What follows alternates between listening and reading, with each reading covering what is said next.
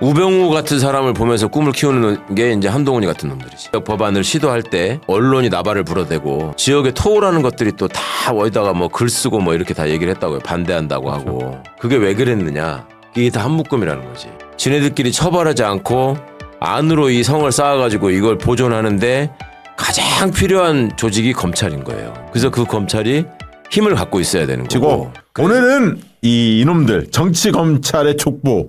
이놈들 이름을 우리가 여기까지 외워야 하나 싶긴 한데 그래도 우리 또 최강 의원님 계시니까 이런 기회에 이 정치 검찰의 역사가 어떤 거고 누가 나쁜 놈이었는지 한번 좀 머릿속을 정리하는 시간 갖도록 하겠습니다. 예. 쭉 한번 설명을 해주시죠. 그 국가기관이 이렇게 조직들이 있으면 그거는 우리가 이제 생각할 때는 법에 정해진 것, 그 다음에 그 조직이 갖추고 있던 그간의 시스템이 있으니까 그거에서 굴러가는 거다라고 생각하잖아요. 외관적으로는 그렇죠. 근데 그 조직을 지배하는 일종의 소프트웨어는 뭘까? 이런 거 생각해 보신 적 있어요? 그러니까 똑같은 공영방송이라도 KBS하고 MBC가 좀 다르잖아. 네, 항상 다르죠. 보면은 구성원들의 생각도 좀 다르고 예. 논조도 좀 다르고 이런 게 있잖아요. 그게 어느 조직이든지 제가 청와대 있을 때 그거를 참 많이 느끼고 고민을 했던 지점인데 그 조직의 역사에 배태되어 있는 그 DNA라는 게 있습니다. 있죠. 그거를 문화가 있죠. 떨치는 게 상당히 쉽지 않은 일이에요. KBS는 원래 시작이 공보처 방송국이었거든. 그 정부 조직으로 시작을 했단 말이에요. MBC는 원래 시작이 지역에 뜻있는 유지들이 자기가 민방을 만들면서 시작된 거야 이게. 우리 같이 방송 나가는 사람들이 언제 처음 느낀 줄 아세요? MBC, KBS, SBS, JTBC 이런 문화가 어떻게 다른데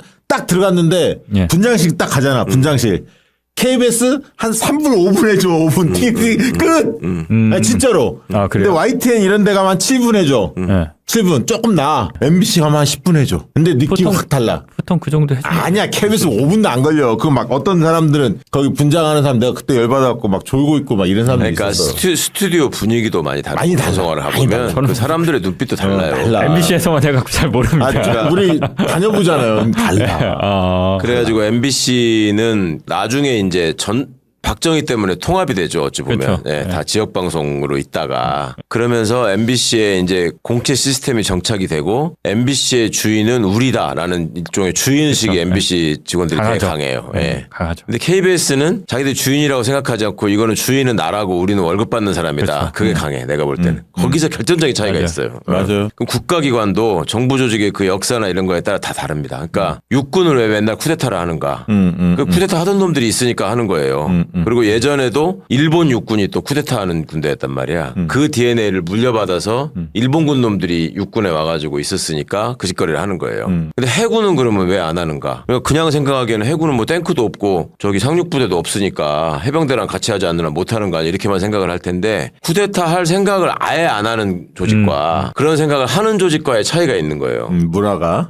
문화 자체가. 그러니까 옛날에는 지금은 어떨지 모르겠는데 우리 때만 하더라도 육사에 가가지고 육사는 시험을 미리 보잖아요. 미리 보고 나중에 학력고사 봐가지고 그 점수 또 합산해가지고 합격자를 발표하거든. 지네끼리 국영수 시험 먼저 보고 체력 검사하고 그다음에 학력고사 보고 이렇게 하거든요. 그럼 면접을 하는데 왜 육사를 지망했냐고 했을 때 대통령 되려고 지망했다. 맞아요. 제 친구놈도 육사 간 놈이 있는데 고등학교 때 혁명 한번 해야지. 그런 식의. 그런 일이 꽤 있었어요. 아니 최소한 대통령까지는 아니어도 저 어렸을 때 보면 늘 했던 얘기가 대한민국에선 출세하려면 장차관 하려면 장관 하려면 육사 가야 돼. 그렇지. 저 80년대까지만 해도 그게 공식이었잖아 공식. 그럼 개각을 하면 한 적어도 3분의 1에서 반 정도는 육사 나오는 일이 있고 했으니까. 그리고 그 당시만 해도 그 5.16에 대해서 그런 혁명이라고 했고 그렇게 배웠으니까 판단을 못 하는 거예요. 그게 얼마나 나쁜 짓인지에 대해서. 그러니까 그 어떤 육군과 해군도 그런 족보의 차이가 있다고. 해군이 사실 우리나라에서 맨 처음에 창설되거든요. 날짜로 따져보면. 그게 이제 해군이 초대 참모총장이 손원일 제독이라고 유명한 분이 있잖아요. 그분은 아버님이 독립운동가였고 손원일 제독이 해군 참모총장이 되면서 일본 해군이 셌으니까 일본 군대는 원래 육군하고 해군이 라이벌이에요. 전통적으로. 근데 일본 해군 출신들이 있었을 거 아니에요. 그걸 다 배제시켰다고. 해군은. 그러니까 그때부터 소위 독립군과 광복군의 유전자가 새겨진 군대로 해군은 자라올 수밖에 없었던 거예요. 해군하면 나는 좀 착하고 순하고 이런 이미지가 있어. 공군은 좀 멋지고 육군은 그런 이미지가 아니지. 그러니까 이제 따지고 들어가면 어느 조직이든지 다 병폐는 있지만 일단 근본적인 유전자를 따져보면 그런 차이가 있다는 걸 지금 말씀을 드리는 거예요. 검찰도 마찬가지입니다. 검찰이 왜 이 모양 이 꼴이 됐는가에 대해서 생각을 해보면 이 조직의 역사를 봐야 되고, 제가 청와대에 있을 때 국방부하고 국세청, 감사원 이런 데를 제가 한번 이렇게 조직 문화 이런 것 때문에 좀 이렇게 뒤져보다가 그 재밌는 걸 발견해가지고 직원들 놀린 적이 있는데, 여러분들도 한번 찾아보십시오. 역대 국방부 장관, 그 다음에 역대 국세청장, 이거가 다 나와 있거든요. 자기네 홈페이지에. 이게 나름의 역사잖아요. 그거를 한 노무현 정부 때까지만 끊어가지고 그때까지 역대 했던 사람들을 쭉 이렇게 보시면 국방부하고 국세청은 반 정도가 구속됐어요. 다. 국세청장은 뭐 옛날부터. 네, 맞아요.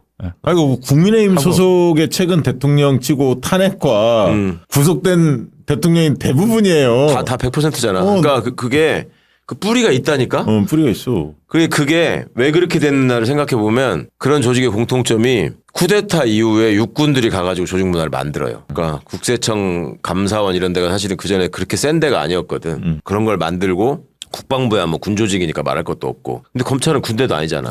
그리고 쿠데타에 직접 가담한 것도 아니에요. 근데 왜 이렇게 됐는가가 애초에 이제 따지고 들어가 보면 맨 처음에 이제 홍진기라는 사람부터 한번 보셔야 됩니다. 홍진기는 한번 띄워주십시오. 검사 출신은 아닌데 이 사람은 홍진기라는 이름을 처음 들어보시는 분들이 많을 텐데, 장 기자님 아시죠? 홍진기 누군지? 아니, 전 몰라요? 예. 나도 홍진기 아들이 유명해. 아들하고 딸이. 이건희야, 이건희. 사이가 홍진기 아들이 홍석현. 홍진기 딸이 홍라희. 그 홍씨. 예. 그 홍진기예요. 그 중앙일보 사장도 하고 그랬어요. 근데 이 사람이 원래 일제 강점기에 일본 고시에 붙은 사람이야. 홍진기가. 그래가지고 판사를 했었단 말이에요. 네네. 그런데 그때 한국 사람으로서 일본 고시에 그때 고등문관 시험이라 그랬죠. 그거 붙은 사람이 극소수였을 거 아니에요. 그건 100% 친일파지. 그렇지. 친일파라고 봐야죠. 반민족 행위. 근데 그때 이제 새 정부가 이제 우리가 광복을 한 이후에 이제 1공화국이 출범을 하잖아요. 그러면 판사나 검사를 누구를 시켜야 될 거 아니에요. 국가니까.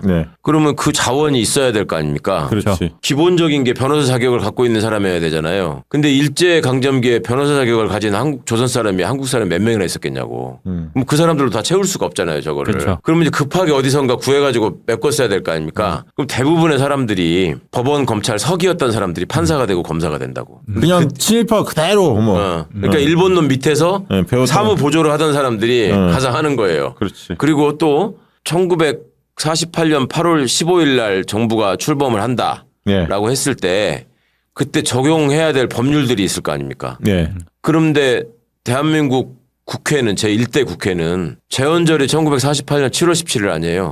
그리고 50 뭐 단독 선거 뭐 이런 소리 하잖아요. 그러면 그 사이에 그 법을 다 만들었을까요? 정부가 움직이고 국가가 운영되는데 필요한 법률들이 많잖아. 법전만 해도 막 얇은 종이에서 이만큼씩 되잖아. 그걸 다 만들었겠냐고. 그 몇 달 사이에. 못 만들었을 거 아니야. 45년부터 치더라도 뭐 기구가 없어가지고도 못 만들어요. 그거를. 그럼 어떻게 했겠어? 베끼는 거죠. 일본 거 기존에 적용되던 일본 법을 베끼는 것도 아니고 그 법을 그냥 적용한다. 그걸 의용 법률 체계한다. 그걸 갖다가 이렇게 해놓은 게 아니라 그 준용한다, 의용한다 이렇게 베낀 것도 아니고 그냥 그렇게 써놓는다는 거죠. 민법도 일본 민법을 그냥 적용하고 형사소송법도 일본 형사소송법을 그냥 적용하고 이렇게 10년이 넘게 가요. 그래서 그게 본격적으로 제정되고 하는 게 50년대 후반 60년대가 돼야지 우리나라 법이 적용이 되는 겁니다. 그 전까지는 계속 일본 걸로 하는 거예요. 그러면 봐봐. 법도 일본 법이지. 그러면 일제 때 판사검사 혹은 그 밑에 있었던 사람들이 법조를 채우잖아요. 그러면 그 사람들은 지금 우리가 뭐 친일 청산을 못했네. 뭐 일본 군대의 나쁜 패습이 우리 군대에 이전돼 가지고 뭐 구타가 있었네. 이런 소리 하지만 법조는 그냥 100%였어. 처음부터. 그랬을 거 아닙니까? 그럴 것 같은데. 독립운동 하던 분들 중에 판사검사 할 만한 사람이 몇 명이나 있었겠어요. 그렇죠. 군인은 광복군이라도 있었지. 안타까운 현실이네. 강점기 이후에 바로 해방이 되다 보니까. 맞아요. 그러니까 이런 걸 생각해 보시면 근데 거기다가 또 이게 또 하나하나가 막강한 권한을 또 손에 쥐게 되잖아요. 그러면 그때 그 사람들은 무슨 생각을 할까요? 그러니까 친일파들이 경찰에 예를 들어 있었거나 군대에 있었거나 정치를 했거나 그러면 눈치라도 봐야 되지. 내가 옛날에 친일파였는데 그쵸. 행여나 사람들이 이거 가지고 나를 다시 공격해가지고 저기 하지 않을까. 선거제도가 있으면 또 그럴 수 있죠. 긴장하지. 그런 의식을 하고 긴장을 하고 사실 손가락질이라도 받았을 거 아니에요. 근데 판사 검사는 누가 아냐고. 숫자도 많지도 않아. 그렇죠? 그러니까 예전에 검찰 서기를 하다가 검사가 된 대표적인 사람이 이회창 아버지예요. 이회창. 이회창 씨 아버지가 검사 출신이라고 하는데 그 사람이 원래 일제 때 검찰 서기였어. 야, 서기가. 야. 그러니까 저 때는 변호사 임용 시험이라고 해가지고 급하게 막 시험을 해가지고 많이 이렇게 배출을 합니다. 배출해가지고 하는데 일제 때 저 서기였던 사람들은 뭐 시험 막 면제해주고 이런 식으로 해가지고 쉽게 다 됐어요. 이제 그런 사람들이 이 주축을 형성해가지고 법조의 문화를 만드는 거예요, 말하자면. 응? 그러면 그때 이제 한국의 과거제도라는 전통이 있고 그 다음에 신분사회 체제였고 우리가 민주주의를 직접 경험해가지고 우리가 주권자로서 왕을 쫓아낸 게 아니라 그냥 나라가 망하는 바람에 그렇죠. 우리가 이제 민국을 세운 거잖아요. 근데 사람들의 의식에는 여전히 이게 왕조 국가의 이미지가 정부나 국가는 그것만 남아 있는 거야. 그렇잖아요. 임시정부는 바깥에 있었고. 그러니까 뭐 대놓고 국부라고 했으니까요. 대통령이. 예. 임시정부의 저 주요 활동했던 요원들을 이렇게 적극적으로 기용을 했어야 하는데 그러지도 않았잖아요. 그렇지도 못하고. 그러니까 이승만이가 대통령이 돼서 자기가 전주이씨라는 걸 되게 강조했단 말이에요. 그게 이제 조선 지금 왕조. 왕이라 이거지. 왕족이라 이거지. 그리고 고종의 아들들이 있었잖아요. 영친왕, 의친왕, 뭐 덕혜옹주 이런 사람들을 귀국을 못하게 막았다고요. 왜냐하면 진짜 왕족이 들어오면 사람들이 저거 가짜 왕족이잖아 이렇게 할까봐 이게 중요합니다. 그러니까 그렇게 하다 보니 사람들 머릿속에는 저기 판사 검사 뭐 이런 것들은 과거급제한 사람 그렇죠. 중에서도 맞아요. 하이 클래스 예. 이렇게 생각하고 이게 남은 거고 그러니까 계속 출세의 상징이 고시 붙는 거고 그 고시는 맞아요. 사법고시를 말하는 거였어. 맞아요. 행시보다는 그죠? 그렇죠. 그러니까 60년대 그 베를린 영화제 가가지고 은곰상을 탄 마부라는 영화가 있거든. 굉장히 유명한 영화예요. 그 마부를 보면은 아버지가 마부를 하면서 마부라는 게 지금으로 따지면은 끌고 와서 이제 화물 날라주고 이러는 거잖아. 아니면 트럭 기사. 뭐. 그 막 고생을 하는데 그렇죠. 이제 화물 트럭 기사 이런 건데 그 아들이 고시 합격해가지고 그 방 붙어 있는데 거기에 합격자 명단에 아들 이름을 딱 되는 거 보면 이제 흐뭇하게 이렇게 해피엔딩으로 끝나는 맞아요. 영화거든. 그러니까 옛날에 부모님들은 다 그랬어요. 저 하다못해 저 고대 붙었을 때 아버지가 동네에 플랜카드 붙인다고 그랬었어요. 동네가 수원에서. 어디예요? 수원. 수원. 예, 예. 그러니까 옛날 어른들은 다 그랬어. 진짜. 그럼 예. 그러니까 제가 보면 붙었을 거예요 전주에. 붙었겠지. 예, 고등학교든 어디든 붙었을 거야. 아이 뭐 그런 거. 그러니까 고향도 또 수학한 촌이야. 더 들어가야 돼 전주에서 남원 이런 데로. 그런 얘기를 계속 하다 보면 이제 족보가 나온다. 나는 중학교 졸업할 때부터 현수막 붙었던 사람이야. 저기 이제 하여간 그 홍진기라는 사람이 이제 저렇게 해서 판사가 돼가지고 그 다음에 저 경력을 보십시오. 법무부 차관, 해무청장이라는 게 지금 해운항만청장 이런 거죠. 해수부 장관이죠. 법무부 장관, 내무부 장관 저거를 돌아가면서 해. 돌아가면서 한 번만 한 게 아니라 몇 번 한 거야. 법무부 차관하고 법무부 장관하고 내무부 장관하고 법무부 장관하고 또 내무부 장관하고 막 이런 식으로 해요. 이놈이 내무부 장관 때 4.19 일어났다면서요? 이제 4.19 실제로 이제 4.19 이거가 일어난 거는 이자가 내무부 장관일 때 일어났는데 예. 이 앞에 내무부 장관이 최인규라고 유명한 사람이에요. 최인규. 예, 최인규는 사형당했잖아요. 예. 그때 발포를 해가지고 사람들이 많이 죽지 않습니까? 예. 최인규하고 종로경찰서장 곽영주 실제로 총을 쏜 부대장 그리고 그 깡패 이마수인가 이마수. 그렇게 예. 해가지고 3명이 사형당하거든요. 그때 4.19 저기 책임을 지고 홍진기는 사형 선고를 받고 2심에서 무기징역인가로 줄어듭니다. 이때 내무부 장관이니까. 응? 그러고 나서 쿠데타가 일어나고 나서 사면이 돼요. 박정희에 의해서. 그러고 나서 이제 중앙일보로 가는 거야. 야. 응? 근데 홍진기가 신직수. 다음에 나오는 사람이 이제 신직수입니다. 홍진기는 검사가 아닌데 왜 제가 홍진기 얘기부터 했냐. 홍진기하고 신직수가 사돈이에요. 그래요? 홍진기하고 신직수가 사돈인데 그러면 홍진기네 자손하고 신직수네 자손이 결혼을 했다는 얘기잖아요. 이게. 그 홍석현이네 장인이 신직수야. 홍석현의 장인이. 이건희 장인은 홍진기, 홍석현이의 장인은 신직수. 근데 이걸 사람들이 몰라요. 홍진기도 모르고 신직수도 몰라. 그러니까 홍진기는 홍나이는 아니까 사람들이 그렇지. 홍나이 부친이고, 그지? 그죠? 그 다음에 이제 이건희야 장인이고. 이건희의 장인이고, 그렇게 딱 이해하면 되고 홍석현의 아버지. 홍석현네 아버지가 아버지가 홍진기고. 그다음에 홍석현네 장인이 신직수고. 장인이 신직수다. 그런데 이 두 사람은 홍진기나 신직수는 정말 그 명대로 오래 살다가 죽습니다. 둘 다. 그래요? 아무런 처벌도 받지 않고 제대로. 그런데 이 신직수부터 이제 이 정치검찰 역사가 시작이 되는데 신직수는 저기 보시면 국가재건 최고의 법률 고문이라는 경력이 나오죠. 예. 그다음에 서울중앙지검 검사가 되죠. 그다음에 중앙정보부 차장, 검찰총장 뭐 이런 식으로 되죠. 이 사람이 신직수는 원래 뭐였냐면 왜 저렇게 출세가도를 달리냐면 박정희가 사단장을 할 때 그 사단 법무참모였어 신직수가. 핵심 라인. 그리고 박정희가 사단장을 할 때 참모장이 있었을 거 아니에요. 사단의 2인자인 참모장이 누군지 알아? 김재규예요, 김재규. 그게 김재규예요. 그 박정희 사단장, 김재규 참모장, 신직수 법무참모 이렇게 함께 있었던 거예요. 그게 이제 쿠데타를 성공하니까 이놈들이 다 자리를 찾아서 가는 거야. 김재규 형 인연이 오래됐네요, 박정희랑. 그런데 보십시오. 박정희가 이제 쿠데타에 성공한 다음에 그날 밤부터 제일 걱정되는 게 뭐겠어요? 쿠데타지. 그렇지. 다른 놈이 또 나를 업지 않을까 걱정일 거 아니에요. 중앙정보부 이런 거. 쿠데타를 다시 못 일으키게 뭔가 감시 체계를 만들어야 되잖아요. 네, 네. 그래서 중앙정보부가 만들어지는 거예요. 그리고 보안사가 만들어지는 거고. 예. 그거 다 감시하는 지 권력 보호를 위해서. 그러고 이제 정부 조직에서는 법무부하고 국방부를 장악해야 되는 거예요. 국방부를 장악해야 군의 반란을 미리 막을 수 있고 그건 군은 물리적 폭력을 갖고 있는 기관이고 그다음에 합법적 폭력을 행사하는 기관이 사법기관. 법무부잖아요.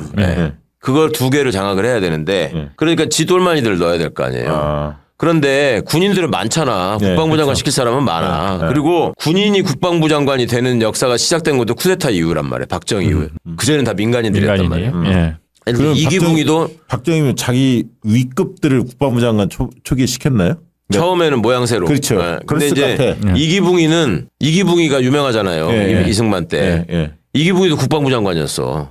자유당 때. 그러니까 자유당 독재 정권에서도 국방부 장관을 군인을 시키지는 않았다고요. 근데 쿠데타를 하니까 이게 된 거예요. 근데 그렇게 하고서 그때부터 이제 박정희가 두 개를 놓고 이 나라를 그러니까 정권을 지탱해야 된다라고 한 뿌리가 계속 이어져 가지고 민정당이 육법당 소리를 듣는 거고 법무부하고 쉽게 군인하고 국방부와 법무부 확실히 장악하자. 이걸 쥐어야 되잖아. 그러면 이 쥐고 있는 거를 전체를 다 지돌만이로 채울 수는 없잖아요. 그럼 여기에 이제 친위 부대가 있어야 될 거 아니에요. 그게 이제 군에서 자라난 게 하나에 이게 이제 전두환이가 나중에 되는 거고. 검찰은 이제 지금부터 말씀드리는 이 신직수가 이제 그런 것들을 구축하기 시작합니다. 라인들을 검찰 라인을 검찰 라인들을 그래가지고 이것들이 이제 계속 육법당 체제로 민정당, 민자당, 뭐 한나라당, 새누리당, 국힘 이렇게 쭉 이어지면서 얘들의 주류가 되는 거예요. 그렇지. 걔네들이 이제 정치도 진출해서 국회의원 되고 다 그렇게 이걸 다 잡아야 되는 거지. 그러니까 그러니까 박정희 입장에서 정권을 유지하기 위해서 이 두 개를 쥐고 있었고 그러면 얘들을 내각에도 넣고 국회에도 넣고 그 옛날에 유정의 의원 같은 거는 지가 임명했잖아 3분의 1을. 그러니까 이게 이제 쫙 퍼져 나가는 거고 그때 박정희 때 그렇게 밀어넣었던 것들의 자손들이 지금 국힘에 또 많이 있는 거죠. 그러니까 이게 하나의 이유로 사실 YS가 쳤잖아요. 그다음에 이제 문민정부가 되면서 사실 군 쪽은 정치인 출신들이 많지 않거든. 그렇죠. 군인 출신의 정치인 많이 줄었어. 근데 이 검사 라인은 더 많아졌어. 그럼 그게 왜 그러냐면 법률가의 외피를 쓰고 있잖아. 그러니까 군인은 사람들이 일단 군사 독재 이렇게 얘기를 했기 때문에 그 약간 군인은 민주화가 된 다음에는 군인에 대한 반감이 있어. 반감이 있지. 그리고 약간 머리가 좀 무식하다는 이미지도 있고 깡만 있고 돌쇠 이미지가 있거든. 근데 우리는 옛날부터 이제 법률가들에 대해서는 저 고시 합격한 엘리트 그렇지, 뭐 이런 식으로 막 이렇게 존중하는 문화가 있었단 말이에요. 있었죠. 그러니까 민주화가 진행되면 진행될수록 법조인들이 차지하는 영역이 넓어지는 거예요. 넓어졌고 두 번째 이유는 뭐냐면 최근에 보면 법조인들이 너무 많아. 변호사들이 자기 밥벌이 하기도 쉽지 않아. 그래서 정치로 또 뛰어드는 사람도 꽤 많아. 현실적으로 보면 지금은 또 그렇죠. 그러니까 이제 과거에 그런 환상에 기대 가지고 지금도 변호사라고 하면 먹어주니까 그렇게 해서 하는 건데 자 신직수를 그러니까 이제 박정희 입장에서 아까 다시 얘기로 돌아가면 군대는 자기가 군인 출신이니까 장악할 수가 있는데 법조는 좀 어렵잖아. 아는 사람이 많지 않았을 거 아니에요. 그러니까 신직수가 자기 법무차파였던 신직수가 코어가 될 수밖에 없지. 그래서 신직수가 30대 때부터 이게 이제 막 벼락 출세를 하기 시작하는데요. 제11대 검찰총장이 되잖아요. 신직수가 이때 나이가 36이야. 검찰총장이 됐을 때.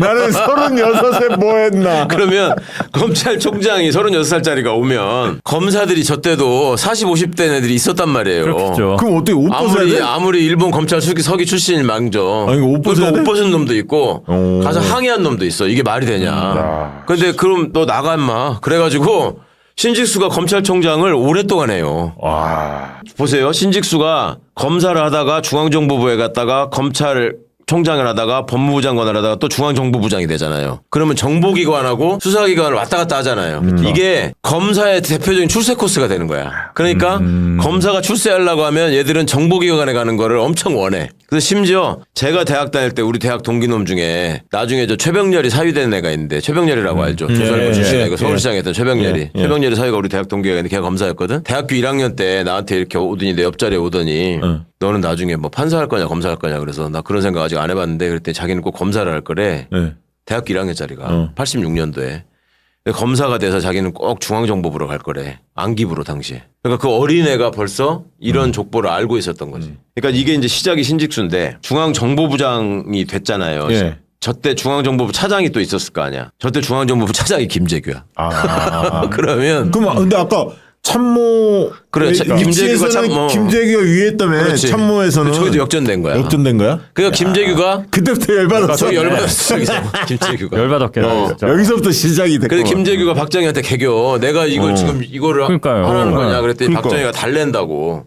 야, 얘가 옛날에 네 밑에 있던 애니까 내가 다 사실은 너를 하려고 했는데. 부장이라고 생각하는 거야. 근데 얘가 군인 출신이 아니니까 우리가 믿을 수가 없잖아. 그러니까 네가 좀 감시 겸 가르침 겸 이런 식으로 달랜 거지 박정희가. 그러니까 이런 골때리는 일들이 그러면 있었는데 내가 볼 때 그게 있을 것 같은데 얘가 지금 신직수가 혼맥이 짱짱하잖아. 예. 아까 홍석현하고 연결돼 있고 홍석현 아까 홍진기 다 연결이 돼 있으니까 박정희로서는 그 어떻게 보면 인맥이 별로 없잖아.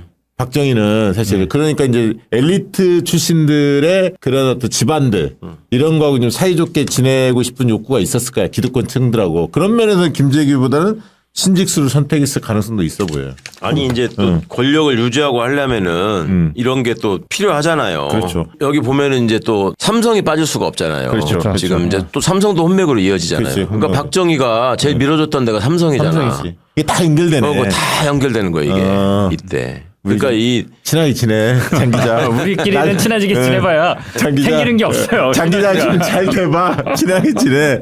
그러니까 이 박정희 쿠데타가 남긴 그 뿌리가 지금까지도 이게 엄청나게 지금 영향을 미치고 있는 거예요. 그러네요. 그러니까 그게 이어져 가지고 이번에는 이제 육법당의 위치가 바뀌어 가지고 서울법대 나온 놈이 두목이 되고 육사 나온 애들이 부하가 돼 가지고 쿠데타를 또 한 거야. 이런 뿌리들을 생각해 보시라는 뜻이고 자 이때 이제 이렇게 돼가지고 이제 신직수가 승승장구 하다가 이제 그 뭐 혼맥이나 이런 걸로 뭐 얼마나 신직수는 편안하게 살았겠습니까? 36살짜리가 검찰총장이 돼가지고 그 뒤로 계속 고관 생활만 하다가 재패한 적도 없다니까 신직수 이놈을 한 번도. 근데 그 신직수를 바라보면서 난 나중에 신직수처럼 될 거야. 라고 꿈을 키우던 섬소년이 하나 있었어요. 그게 김기춘이야. 김기춘이를 한번 띄워보십시오. 자, 김기춘이를 보시면 저희도 오래 이게 해먹었어. 김기춘이가 최연소 고시 합격을 하거든요. 예. 그러고 나서 광주에서 검사 생활을 시작하는데 서울, 부산 검사를 거쳐서 중앙정보부 대공수사국장으로 갑니다. 근데 이 김기춘이가 대공수사국장으로 있을 때 유경수 암살 피살 사건이 생기고 그때 이제 이때 김기춘이가 눈에 들어왔겠네. 문세광으로부터 자백을 받아낸 사람으로 그때부터 출세가도를 달리기 시작합니다. 김기춘이가. 그렇구나. 그러면 김기춘이가 이 수사국장을 하면서 계속 신직수 모델을 염두에 뒀을 거 아니에요. 그다음 김기춘의 경력을 보세요. 법무부 검찰국장을 거쳐서 제22대 검찰총장이 되죠. 네. 그리고 법무부 장관이 됩니다. 네, 네. 신직수의 길을 가잖아요. 그러고 나서 신직수는 나중에 또 거제도 출신이라는 이유로 김영삼한테 붙어가지고 김영삼을 모셔서 또 국회의원이 되고 그러고 나서 나중에 박근혜를 모시는 비서실장이 되죠. 그래 김기춘이는 예, 예. 대를 이어서 충성한 거지. 박정희와 박근혜. 근데 이 김기춘이가 대통령 비서실 법률비서관이라는 걸 하잖아요. 대공수사국장 다음에 중앙정보부 대공수사국장 다음에 대통령 비서실 법률비서관을 하잖아. 이때 얘가 왜 법률비서관을 하냐면 중앙정보부에 무슨 공로로 가냐면 이 검사를 할 때 유신헌법 초안을 만들거든 김기춘이가. 그래가지고 신직수하고 같이 김기춘이가 그걸 만들고 교수들을 세워다가 헌법 교수들 내다 들러리를 세우고 얘는 이제 수세가도를 달리는 거예요. 그 유신을 한 보답으로. 그러면 이렇게 진짜 나쁜 놈이야. 그러니까 한국 현대사에 악이 스며드는 장면에는 항상 있어. 이 김기춘이는. 그 무슨 지역 감정 유발 시켜가지고 맞아. 영도 초원법 이게 남이냐 우리가 남이가 이게 김기춘이고 김기춘은 마지막에 감옥이라도 갔잖아요. 네. 신직수는 그것도 안 갔다는 거지. 이 김기춘이 잠깐 물을 먹었을 때가 있어요. 네. 그때는 그러니까 실세가에서 밀렸을 때가 있었는데 전두환 노태우 때의 실세는 박철원입니다. 박철원. 노태우 때는 확실히 기억나죠. 박철원. 국방정책, 그렇지. 국방외교 3파 역할을 했지. 그러니까 전두환 때부터 국보위의 법제사법위원이 돼요. 우리 지난번에 얘기했던 국보위 법제사법위원. 이게 왜 이렇게 됐냐면 노태우 마누라 김옥숙하고 둘이 고종사청가냐 박철원이가. 그러니까 국보위에 갔다가 그다음에 대통령 정무비서관, 법무비서관을 하잖아요. 그리고 서울지검 특수부장으로 가잖아요. 그리고 또 보십시오. 박철원 경력을 보면 역시 안기부로 갑니다 또. 어쩌면 이렇게 정해놓고 해도 저기 할 정도로 이렇게 가. 자료를 찾아보다 제가 깜짝 놀란 게 박철원이 현정화 탁구 선수 있잖아요. 사촌 형부래. 그것도 특이하더라고. 근데 박철원이 사실은 잘 나가다가 말년이 좀 좋지는 않았어요. 안 좋았죠. 예. 그러니까 박철원이 이제 전두환 노태우 몰락과 함께 몰락을 하는데 너무 설쳤어. 그때 이제 완전 황태자. 2인자였거든. 노태우 정권 때 2인자. 그러니까 지금 한동훈이가 깝치는 것보다 더 까불고 다녔지. 그렇지. 그러니까 그때 그때 맞아요. 그때 박철원이를 만나려고 그리고 박철원이가 여러 가지 일이 많죠. 돈을 무슨 한양대 무용과 교수인가 누구한테 차명으로 맡겨놨는데 그 사람이 다 꿀꺽 해버리는 바람에 그걸 찾는다고 소송하다가 결국 못 찾고 노태우는 지 동생한테 맡겨놨는데 동생이 먹어버려가지고 또 소송했는데 못 찾고 그런 짓거리들 하는 거야. 이제 꽁돈이 생기니까. 근데 이 박철원, 신직수, 김기춘 이때는 보면은 이 안기부를 꼭 거치잖아요. 다. 예. 근데 이제 이 시기에 박철원이가 있을 때 이제 뭘 하냐면은 본격적으로 검사의 처우를 바꾸고 봉급을 올리고 신분을 상승시키는 그거를 박철원이를 중심으로 제도화 시켜버려요. 그러니까 그 전까지는 군인들의 환심을 사가지고 정권을 유지를 해야 되니까 박정희가 군인연금제도 같은 걸 시행한다고. 연금이 맨 처음에 군인연금이 된 게 그래서 그러는 거야. 뭘 매겨줘야지 말을 들을 거 아니야. 네. 그 군인들이 그때는 군부 독재 시절에 완전히 행세할 때니까 지금 사람들이 군인들의 실제 직급보다 군인들을 과대평가하는 게 있거든요. 중앙부처 국장 그러면은 그래 뭐 좀 조금 높은 공무원이네 이 정도 생각해. 근데 사단장 그러면 굉장히 높은 사람이라고 생각하잖아. 근데 국방부 서열로 따지면 국방부 국장은 다 사단장을 마친 사람들이 와서 하는 거예요. 그 국방부 부장 사단장보다 높아. 국장이. 근데 사람들은 그런 거지. 사단장이면 사람들 사단장이 훨씬 높은 줄 알잖아요. 그렇지. 군인들을 이끌고 있는 게 몇만 명을 이끈다. 10,000명 이상은 막 이런 느낌 있잖아. 그러니까 이게 그런 착시 현상이 그것도 군부 독재의 잔재라고. 그리고 계속 지금 얘기하는 게 검사를 왜 5급으로 쳐야지 왜 검사 상부이라고 하냐 뭐 이런 소리 하잖아요. 실제 그렇지도 않은데 그렇게 인식하거든. 박철원이 때 생긴 일이야 이것도. 군대하고 검사를 실제 지 위치보다 2급을 올려줘야 된다. 그럼 검사나 군인들 내부에서 박철원을 높게 평가하겠네. 당연하지. 자기들 그러니까 이익을 챙겨줬다고 생각해서. 왜냐하면 박철원이가 정권을 유지하는 키를 쥐고 있는 통로였기 때문에 박철원이 통해서 그걸 만드는 거죠. 다. 그 흔히 말하는 이제 민원을 관찰했구나. 이때까지만 해도 검찰이 정보기관이나 경찰에 비해서 쪽수도 밀리고 힘도 밀리는 편이었다고. 근데 권력과 가까운 자들이 계속 이렇게 승승장구하면서 점점 지 힘을 불려나가는 거예요. 그러니까 1987 같은 영화만 보더라도 그때만 해도 경찰관들이 검사실에 가가지고 검사를 협박하잖아. 빨리 도장 찍으라고 그러고 막 이러잖아요. 지금은 상상도 할 수 없는 일이잖아요. 그러니까 이제 그때 그런 일들이 나중에 박철원의 시대를 겪고 그다음에 박철원이 똘마니가 강재섭이라고 있었거든. 알죠. 강재섭이 나중에 한나라당 대표도 하고 그러잖아요. 그렇지. 그게 이때 50, 60 때 유명했던 게 특히 60 때 유명했던 게 월계수회지. 월계수회. 박철원의 월계수회. 월계수회. 이게 이제 하나회 다음에 월계수회가 있는 거죠. 강재섭 하니까 또 옆에 강삼재 있었고. 강삼재는 검사는 아니지만 하여튼 그래서 군대는 하나회, 검찰은 월계수회. 이렇게 해가지고 지들끼리끼리 자리 주고받고 저기 하면서 나중에 정치권으로 가고 똑같은 거예요, 이게 구조가. 하나회와 월계수회. 그러니 이게 정치검사가 안 될 리가 있습니까? 그러면 정치군인이 쿠데타를 해가지고 권력을 잡은 거잖아요. 그래서 정치군인들을 양산하고 정치군인들한테 막 자리를 주는 거잖아요. 그러면 걔들이 검사하고 교류를 하잖아요. 지금 보시는 것처럼. 그러면 그 검사들은 뭘 배우겠어? 권력이 어떻게 사람을 죽이고 어떻게 살리고 어떻게 자기 이익을 챙기고 돈 가진 놈들하고 어떻게 거래하고 이런 거 배울 거 아니에요. 그다음에 어떻게 정치권으로 넘어가가지고 또 이 권력을 보존하고 이렇게 되는 거라요. 그래서 정치검사들이 계속 면면이 이어지면서 탄생을 한단 말입니다. 그러니까 어떻게 보면 이제 아까 했던 일제 강점기 이후에 이제 해방이 됐지만 임시정부가 소외되면서 이승만이 들어서면서 친일파들을 그대로 썼고 그리고 그 다음에 군부 독재를 이어졌고 이제 좀 체계가 좀 정비되는 시점에 군부독재 쿠데타가 일어나서 5.16 이후에 딱 하면서 군과 검찰 라인들이 꽉 잡는 월계수와 하나에 이게 이제 같이 손잡고 정권을 이끌어 왔단 말이죠. 그렇죠. 그 역사가 쭉 있다 보니까 민주당이 세 분의 대통령을 배출한 것 자체도 상당히 기적적인 일이에요. 기적인 일이죠. 그 과정에서 또 지역 감정이 살아 있었고 한편으로 지역 감정 부채질을 썼으니까. 그러니까 이제 이 어떤 사람을 탄압하기 위한 걸로 쓰는 권력기관의 파워는 맨 처음에 이승만 때는 경찰이 1등이었다가 그렇지. 그다음에 박정희 쿠데타 이후에는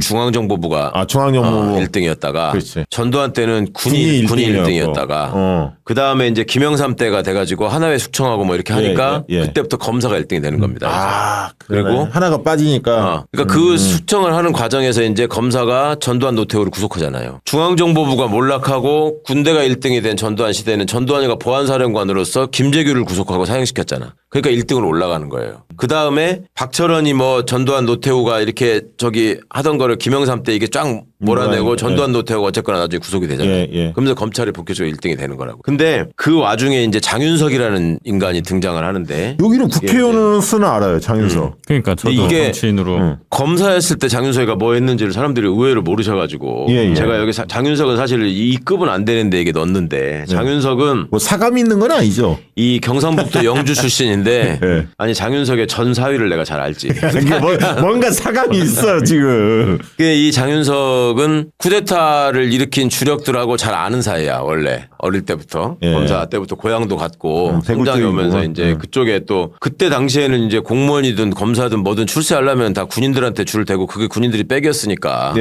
이 장윤석이 경력이 되게 화려하죠. 법무부 법무실장, 검찰국장 뭐 다 했잖아. 근데 이게 장윤석이가 김영삼 때 서울지검 공안부장을 하면서 전두환 노태우 건이 그때 이제 쿠데타나 이런 것 때문에 반란죄 내란죄로 당시에도 고소고발이 이루어졌었단 말이에요. 김영삼 정부가 출범하면서. 근데 그거를 장윤석이가 기소유예를 합니다. 전두환 노태우를? 전두환 노태우를. 우리는 지금 전두환 노태우가 나중에 결국 구속되고 뭐 사형 선고도 받아서 이것만 기억하지만 그게 처음이 아니에요. 원래는 검찰에 사건이 있었고 그거를 검찰이 기소유예로 봐주고 말아먹었다니까. 그때 주인검사 장윤석이야. 기자들이 가서 물어요. 이거 어떻게 이런 거를 기소유예를 할 수가 있냐. 김영삼이 군사독재를 끝내고 이제 문민정부가 출범했다고 얘기했잖아. 취임식 때부터. 그러니까 사람들이 막 고발하고 해가지고 사건이 됐는데 이걸 왜 기소유예를 하냐 하니까 성공한 쿠데타는 처벌할 수 없다라는 말을 남기는 거죠. 이 말을 알았는데 이걸 장윤석이 했구나. 그러니까 이거를 이 중요한 말을 누가 했는지를 몰라 아무도. 그렇지 모르지. 장윤석은 이렇게 하고도 전두환 노태우는 그러면 왜 구속됐느냐? 김영삼 때 그 노태우 비자금 사건이 터져요. 네, 맞아요. 4천억 원인가. 그래가지고 DJ도 그 돈을 일부 받았다라고 또 얘기를 해요. 그러면 김영삼은 얼마나 많이 받았겠어. 그렇죠. 그러니까 김영삼이 이게 쫄리는 거야 이제. 소위 말하는 그 민자당의 민정계의 반격이잖아 그게. 너 새끼야 돈 먹었잖아 이렇게 이게 나오는 이제 거니까. 동거 체제였거든. 그렇죠. 그때 이제 민자당 내에 전두환 계열의 민정계가 있었고, 그다음에 김영삼 계의 민주계, 그다음에 이제 공화당, 김종필계, 공화당, 김종필계 이게 섞여 있었는데. 그게 3당 합당이잖아요. 3당 합당. 자 그렇게 해서 이제 민정계가 좀 반격을 하니까 김영삼이 이걸 죽여야 되잖아. 5.18 처벌 특별법을 만들려고 지시를 하는 거야. 맞아. 그래가지고 전두환 노태우를 구속하게 되는 겁니다. 맞아. 이게 처음에는 이제 비자금에 터졌군요. 자기도 연루될 것을 걱정해서 김영삼이 그걸 덮어야 되니까 5.18 특별법 더 센 걸로 해서 특별법을 제정해가지고 얘들의 이것도 진압하면서 지사권도 없애고 이걸로 전두환 노태우를 구속하는 거예요. 김영삼이. 그럴 때는 머리가 좀 돌아갔네. 그 권력 유지 측면에서는 권력을 유지하는 측면에서는 그 최대한 김영삼은 자기 권력을 활용하는 거지 정치인 출신이니까. 근데 무식하긴 하지만 그런 점에 대해서는 감각이 아주 발달된 사람이에요. 당연했어. 20대 때부터 정치권에서 언론의 주목을 받는 능력은 아주 탁월하죠. 근데 이 장윤석이가 김대중 정부 때도 계속 자리를 지키면서 승승장구해요. 그러다가 날개가 꺾이는 게 노무현 정부가 출범하고 강금실 장관이 법무부 장관이 되면서 그때 못 벗어요? 그때 비로소 장윤석이를 한직으로 좌천을 시킵니다. 고검 차장으로. 그러면 정치인으로서는 그 뒤구나. 그러고 나니까 장윤석이가 그때 지금 검사들이 정치 검사들이 많이 하는 수법 있잖아요. 내부망 게시판에다가 글을 올리고 언론에다가 그걸 흘리고 그러면서 뭐 그거잖아. 그러면서 사표를 내고 나와요 장윤석이가. 그러면서 영주에 가가지고 국회의원이 되고 이게 이제 법사위원장이 되고 삼선을 한 다음에 나중에 이제 사라지게 되는데 지금은 이제 어디로 없어졌 터졌죠. 그러니까 이런 사람들이 이렇게 다 해먹고 멀쩡하게 또 있고 예, 예. 사람들이 장윤석이가 그 쿠데타를 그냥 죄가 없다고 그러니까 성공한 처벌하면 안 쿠데타는 된다고 했던 그 검사라는 것도 모르고 모르지. 그러니까 윤석열이가 그 얘기를 하고 다니는 거야. 1년만 지나면 다 잊어버린다. 아, 이게 중요한 얘기네. 무슨 양심이나 무슨 정의가 애들한테는 필요가 없는 거예요. 이 카르텔이라고 하는 거는 이미 이승만 때부터 이렇게 주고받고 하면서 다 짜여져 왔고 그러면 권력을 가진 군 또 혹은 검찰 그다음에 재계 이게 혼맥이나 여러 가지 인연으로 당연히 똘똘 뭉쳐있을 수밖에 없고 네. 이것들이 지금 내란 세력이 된 거예요 지금. 그러니까 이걸 진압하는 게 이렇게 힘든 거야 우리가. 알겠습니다. 지금 다음 이제 넘어가기 전에 광고 하나 하고 토크 이어가 보도록 하겠습니다. 우리 장인수 기자가 낸 책. 아, 요즘에 이 책 장안의 화제인데요. 작심하고 다시 기자. 장인수 기자가 낸 책. 우리는 이제 윤석열 넘어 새로운 더 사회, 더 나은 대한민국을 향해 나아가야 합니다. 또 중요한 한 가지가 있죠. 두 번 다시 윤석열 같은 괴물을 정치의 전면에 등장시켜서는 안 되겠죠. 그러기 위해서 반드시 필요한 전제 조건은 결국 검찰개혁과 언론개혁일 것입니다. 검찰개혁과 언론개혁은 장인수 기자가 MBC를 나온 이유이자 걸어갈 길이며 또 이 책 작심하고 다시 기자의 주제이기도 합니다. 장인수 기자의 특정 보도들을 통해 검찰과 언론의 문제와 한계 그리고 가능성과 방향을 모두 이야기하고 있습니다. 작심하고 다시 기자 이 책을 통해서 검찰과 언론이라는 거대 권력이 어떻게 바뀌어야 하는지 함께 고민하고 토론하는 논의의 장을 만들어가면 좋겠습니다. 아무쪼록 많은 관심 부탁드립니다. 작심하고 다시 기자 꼭 구입해 주세요. 핵심 내용 좀 소개해 주시죠. 예. 제가 하는 게 나을 것 같아.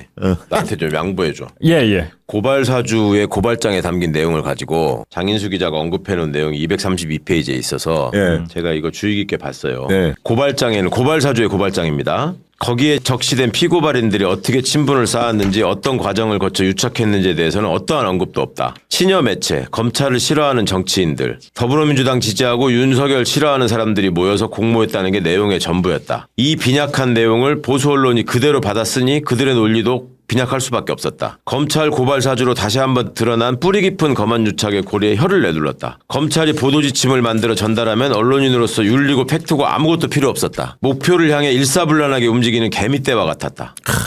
검언 유착 의혹을 보도했지만 이게 장인수 기자의 한탄이에요. 검언 유착을 내가 보도했지만 정작 검언 유착이 얼마나 뿌리 깊고 단단한지 전혀 모르고 있었다는 걸 알게 됐다. 이게 지금 맞아요. 이런 장인수의 고백을 기자도 이렇게 느끼는데. 아, 그러니까 그 검언 유착을 이게 무슨 얘기냐면 고발 사주로 엎으려고 한 거잖아요. 그 이해를 못했어요, 제가. 그 검언 유착 그때만 해도, 보도하고 네. 직후에는 보수 언론을 보면서 쟤네들이 왜 저러지? 왜 저러지? 몰랐어요. 나중에 이제 고발 사주 사건이 드러나고 나서야 그것조차도 검언 유착의 뿌리 깊은 결과였고 얘네들이 얼마나 유착돼 있는지를 그냥 제가 순진하고 나이브했던 거죠. 그러니까 이게 네, 그때 내가 있었으면 내가 그걸 방송해가지고 장인수 기자가 봤을 텐데. 자, 그러니까 나를 찾아와가지고 인터뷰할 때가 있었는데 그때만 해도 그런 구조에 대한 질문을 전혀 안 했어. 그때 인터뷰한 건 한명숙 사건 인터뷰. 그러니까 그것도 내용을 보면 네. 결국 다 짜고 그렇죠. 그놈들끼리 네. 저렇게 해서 하는 거잖아요. 근데 네, 맞아요. 그거에 대한 인식이 없이 오로지 팩트에만 관심이 있는. 그렇죠. 막 네. 눈빛 형형한 좀 정신 나간 기자 같은 모습으로 와가지고 아우. 내가 장인수 기자한테 인터뷰 시작하기 전에 그랬다고. 이거 취재해도 괜찮아요? 그랬더니 저는 이런 거만 합니다. 이런 식이었거든. 그 말씀 들으니까 한면수 총리님 생각나네. 아, 마음이 좀 또 짠하네.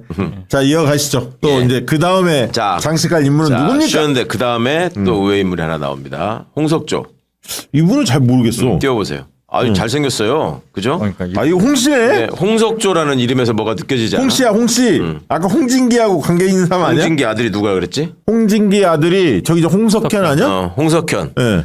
홍석현 바로 밑에 동생이 홍석조야. 홍석현 동생. 근데 홍석조를 또 아무도 몰라요. 조용히 이게 지내는 내가 거야? 진짜 황당한 일이야. 조용히 지냈어, 이 사람은? 홍석조는 안 조용히 지냈어. 검찰에서 예. 김기춘 못지않게 승승장구해 장윤석 못지않게 오. 요직을 쫙 거쳐서 봐봐요. 검찰국장도 하고 저 기획관리실장도 하고 서울고검장도 하고 그러네요. 법무부 검찰과장도 했고 예, 요직을 다 이 요직을 갖췄네. 다 겪어서 올라갑니다. 이 홍석조는 시무정의 같은 경력을 해서 올라가지. 이 기획통으로서 갈 수 있는 최고의 자리들을 다 거쳐서 예. 서울고검장까지 되는데 시험도 일찍 붙었고. 근데 야, 그래서 검찰총장의 유력한 후보였어요. 그러네요. 근데 노회찬 엑스파일로 날아가지.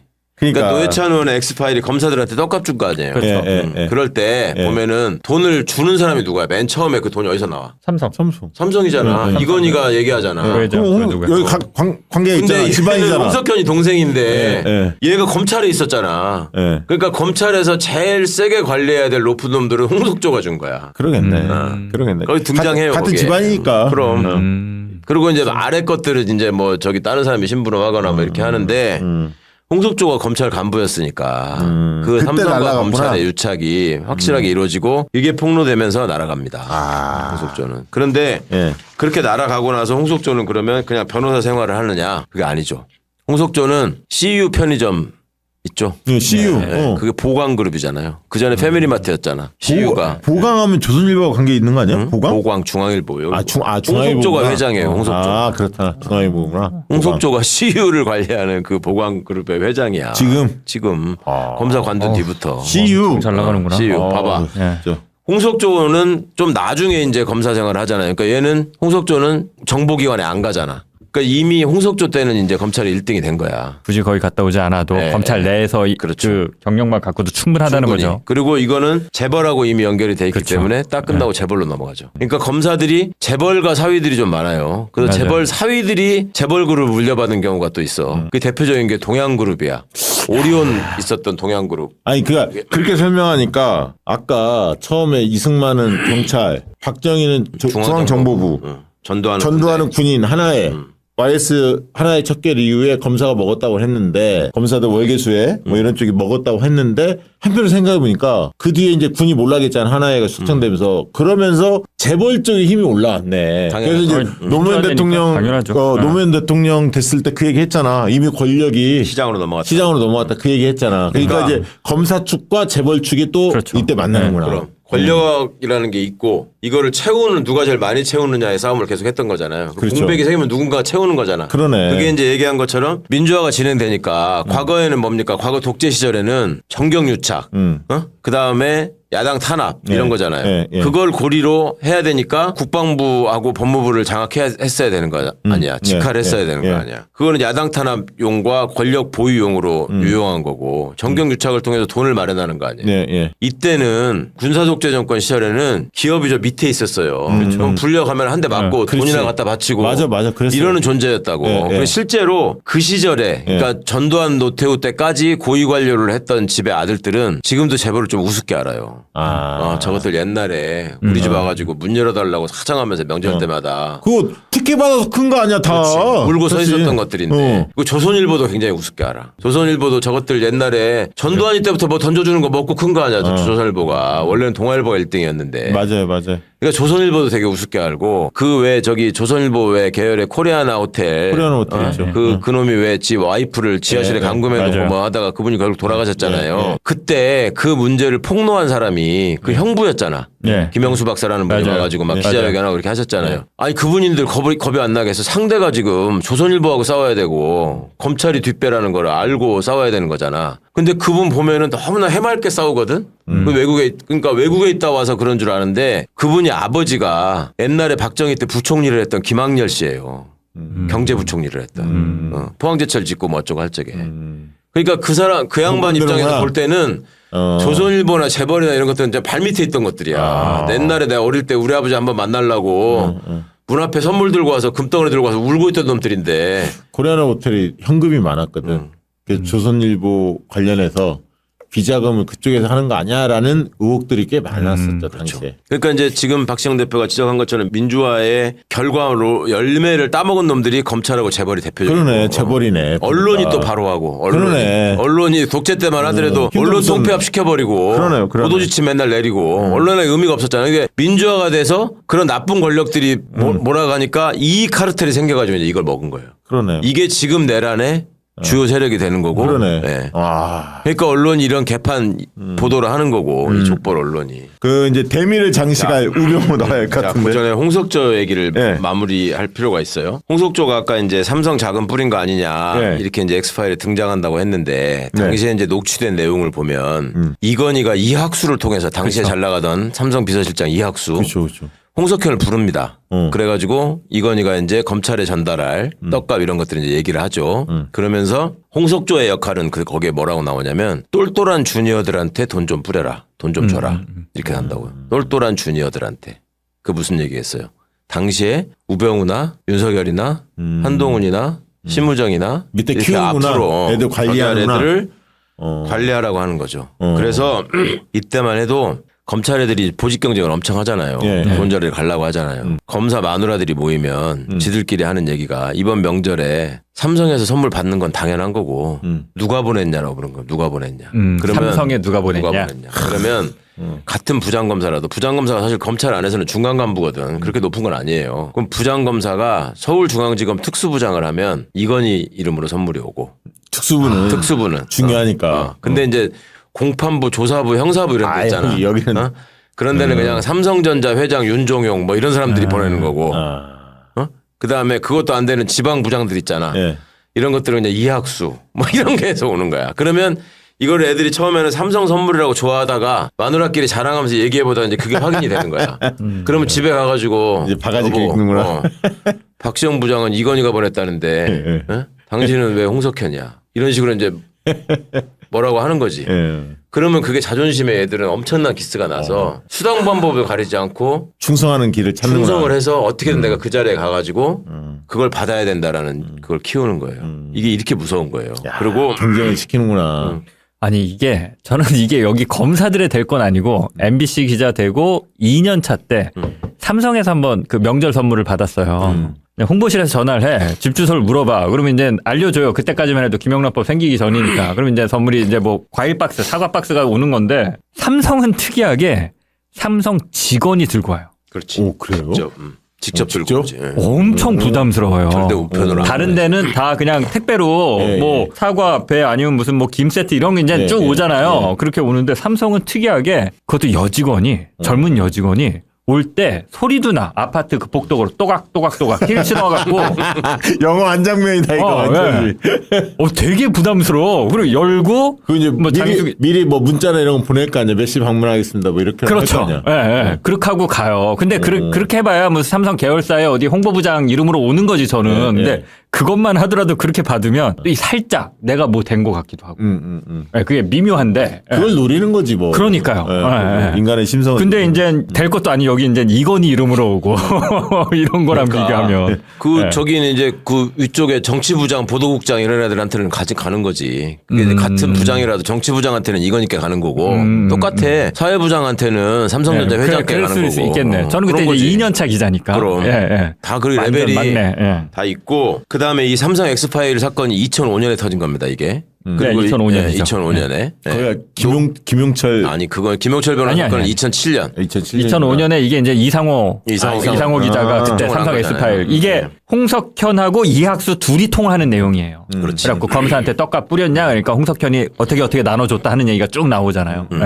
누구한테 얼마 주고 누구한테 얼마 주고. 그 행위를 한 때는 김대중 정부 때고 이게 그쵸. 엑스파일이 터진 거는 2005년 노무현 정부 때고 그래가지고 이제 그때 막 다 검사들 부인하고 뭐 증거가 없네 이지랄하면서 결국 노회찬 의원만 의원직을 상실해요. 이게 얘네 카르텔의 힘이야. 돈 주고받은 놈들은 다 멀쩡하고 그걸 폭로한 사람이 대법원 확정 판결 의원직을 상실해서 백수가 돼요. 노회찬 의원이. 그런 점에서는 제가 백수라는 게 영광인데 그러고 나서 2007년도에 그 김용철 변호사 사건이 또 터지죠. 그래가지고 삼성을 생각한다. 라는 책이 그때 나왔었죠. 그러니까 정유규현 사장하고 같이 김용철 변호사 기자회견을 하잖아요. 그러면서 그 검사들한테 돈 매기고 이랬던 건 다 사실이다. 자기가 법무실에 근무했잖아요. 이 사람이. 맞아요. 있으면 이 사람도 검사 출신이고. 그때 그 얘기를 했다는 걸 다 얘기를 했는데 이것도 그냥 유해해야 되고 다 그냥 넘어갔지 다. 그러니까 이때 이 검찰 간부들이라는 것들이 민주정부에서 김대중 노무현 정부에서 다 승진해가지고 요직에 가 있던 것들이 다 이런 혐의를 받는 사람들만. 그러니까 얼마나 썩은 조직인지 이 정치 검사의 뿌리가 얼마나 깊은지 우리는 정권 교체를 하면 민주정부가 되면 이런 것들이 사라지겠지라고 기대하면서 그렇죠. 민주시민들이 그렇게 열심히 투표하고 가는 거잖아요. 근데 그대로 다 있었다. 장윤석이도 그대로 있었다. 이런 것들을 우리가 앞으로 개혁을 하는 데 있어서 정말로 깊게 생각해야 되고 시간이 좀 걸리긴 할 거예요. 이걸 한 방에 다 정리는 못 할 거야. 예. 그렇지만 이번에 심우정의를 보면서 많은 국민들이 진짜 완전히 깼잖아. 그럼. 확실히 뿌리 뽑아야 있구나 저놈들. 그 생각 확실히. 심우정이 장인도 준 재벌에 심우정이 있는 동아연필집 사유예요. 동아연필 있잖아요. 옛날에 그치. 문화연필 동아연필. 그거 유명했는데. 네. 그러고 그때 삼성이 검찰을 얼마나 하여튼 확실하게 컨트롤을 했냐면 삼성은 뭐 당연히 뭔 일 있으면 수사도 안 할 뿐만 아니라 다른 재벌들이 무슨 문제가 생기면 변호사 사무실을 찾아가서 부탁하는 게 아니라 삼성에다가 부탁을 했어. 이 사건 좀 어떻게 정리해 달라. 그러면 홍석조가 검사라는 게 얼마나 거기서 중요하고 소중한 역할이었겠어요. 그럼 걔네는 대관 업무가 밑에 실무자들 있죠. 상층에서 다 이루어지는 거잖아. 뭐 실무자가 거기서 의미가 다, 없고. 네. 이런 상황을 보시면 이제 마지막으로 우병우 얘기하고 정리합시다. 네. 예, 우병우가 이제 등장합니다. 이런 것들을 보면서 자라난 또 퀴즈가 우병우지. 그러니까 우병우는 87년에 사법시험을 합격을 하고 90년부터 검사가 되는데 그때가 김기춘이가 한참 잘 나가고 있었단 말이에요. 검찰총장 거쳐서 법무부 장관하고. 네. 그러면 우병우의 롤모델은 김기춘이야. 김기춘의 롤모델이 아까 제가 신직수였다고 했듯이 네. 김기춘 박철원이야. 그런 걸 바라보면서 꿈을 키웠던 영주 소년이에요. 영주가 배출한 인물이 또 장윤석이가 있잖아. 아까 있었지. 그러니까 무슨 짓을 해도 검사는 처벌받지도 않고 사람들한테 잊혀지고 호의호식한다라는 거를 우병우는 온몸으로 다 배운 거예요. 우병우 같은 사람을 보면서 꿈을 키우는 게 이제 한동훈이 같은 놈들이지. 그 족보가 이렇게 이어진다는 거고. 그래서 검찰개혁이라고 하는 것은 정권을 교체하고 당연히 검찰을 제자리로 돌리는 일이라는 게 기본이지만 그게 검찰개혁 법안을 시도할 때 검사들만 악을 쓰고 다닌 게 아니잖아요. 언론이 나발을 불어대고 지역에 토우라는 것들이 또 다 어디다가 뭐 글 쓰고 뭐 이렇게 다 얘기를 했다고요. 반대한다고 그렇죠. 하고. 그게 왜 그랬느냐. 이게 다 한묶음이라는 거지. 그런 카르텔에서 이거를 바깥으로 들키지 않고 지네들끼리 처벌하지 않고 안으로 이 성을 쌓아가지고 이걸 보존하는데 가장 필요한 조직이 검찰인 거예요. 그래서 그 검찰이 힘을 갖고 있어야 되는 거고 그래서 그렇게 악을 쓰고 나오는 거고. 그 윤석열 정권을 보면 대통령 자체가 이제 검찰총장 출신이다 보니까 민정이나 이런 쪽이 뭐 김지현도 꽤 뭐 인사의 전문가다 막 이렇게 알려지고는 있지만 우병우처럼 그렇게 유명하지는 않았어요.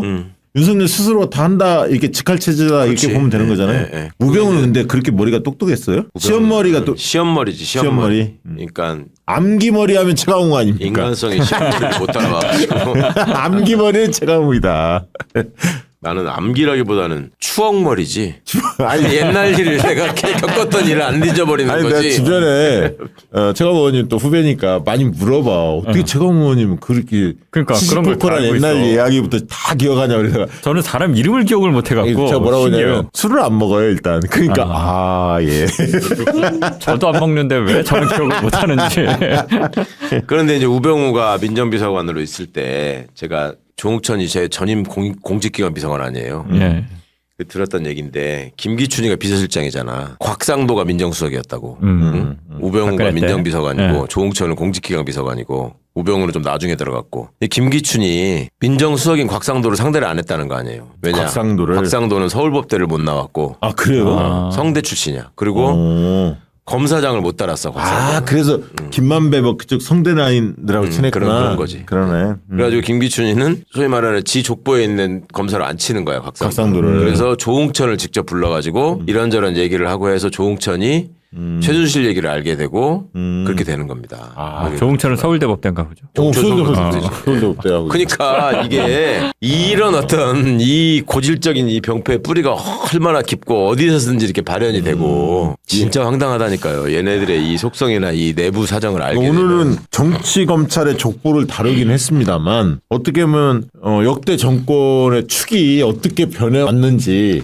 권력의 축이 예. 그걸 한꺼번에 같이 본 것 같아요. 정치검찰 중심으로 어떻게 또 시대에 따라서 군이 같이 할 때, 중앙정보부가 할 때, 그렇죠. 그다음에 이제 재벌들이 들어설 때, 뭐 이런 것들을 다 한번 본 것 같습니다. 그러니까 우리가 현대사에서 지금 친일 문제만 계속 얘기하는데 일제 강점기에 뿌려놨던 씨앗이 지금까지 현대사에서 이게 암적인 존재로 계속 우리를 괴롭히고 있잖아요. 네. 근데 가까운 독재 시절에 뿌린 이 씨앗도 우리는 제대로 정리하지 못하고 여전히 그 싹들이 자라나가지고 쿠데타 세력의 후예들이 지금 국힘에 또 들어가가지고 응? 전두환이 똘마니의 자식들이 지금 국힘에 또 중추를 형성하고 있다. 오늘 알토란 같은 얘기들 잘 들었네요. 그러니까 이걸 30대, 40대, 20대들도 좀 많이 봤으면 좋겠네요. 네, 보면 그러게요. 한눈에 쭉 그려지잖아요. 너무나 많은 일들이 일어났지만 큰 권력 축이 역대 정권에서 어떻게 이루어졌고 어떻게 변화했고 특히 그중에 정치 검찰은 어떻게 흘러왔는지 여전히 왜 힘을 갖고 있는지 거기에 또 최근에 언론이 결탁하고 재벌이 붙었는지 진짜 좀 슬프지 않습니까? 홍석현이네 장인이 신직수고 이건희네 장인이 홍진기고 걔네들이가 또 사돈이고 오래 해먹었고 그러니까 노태우는 당연히 재벌집하고 저기에서 결혼하는 거고 어? 우병우도 지네 장인이 저 골프장 사장이잖아. 그러니까 이런 식으로 말하자면 정경유착이라는 게 이제 새로운 형태로 계속 변화 발전하는 거죠. 네, 아유, 자, 힘을 내야 할 시기입니다. 고지가 얼마 안 남았는데요. 자, 다들 열심히 지금 긴장하고, 뭐, 투쟁 현장에 다들 적극적으로 나서고 있는 걸로 알고 있습니다. 저희도 더 긴장하고 열심히 하겠습니다.